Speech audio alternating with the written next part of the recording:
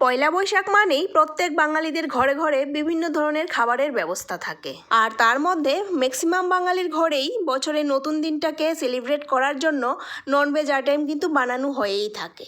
তবে আজকে আমাদের ঘরে কিন্তু কোনো ননভেজ আইটেমই বানানো হচ্ছে না, তার বদলে আজকে পুরো ভেজ আইটেম বানানো হচ্ছে। তার কারণ হয়েছে আজকে তো হয়েছে মঙ্গলবার, আর মঙ্গলবারে তো আমরা সবসময় নিরামিষ খাই, তো তার জন্য বরমশাই কিন্তু গতকালকে বলে রেখেছে যে আজকে যেহেতু মঙ্গলবার, তার জন্য আজকে রাধা গোবিন্দের একটু ভোগ লাগানো যাক।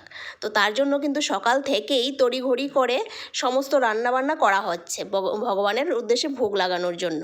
আর এদিকে কিন্তু বাবু স্নান টান করে ভগবানের নতুন কাপড় পরানো হচ্ছে। রাধা গোবিন্দের জন্য নতুন কাপড় পাঠিয়েছিল আমার বোন আগরতলা থেকে, তো সেই কাপড়টাই আজকে পরানো হচ্ছে। আর এদিকে দেখো, দেখতে দেখতে কিন্তু আমার সব রান্নাবান্না কমপ্লিট হয়ে গেছে।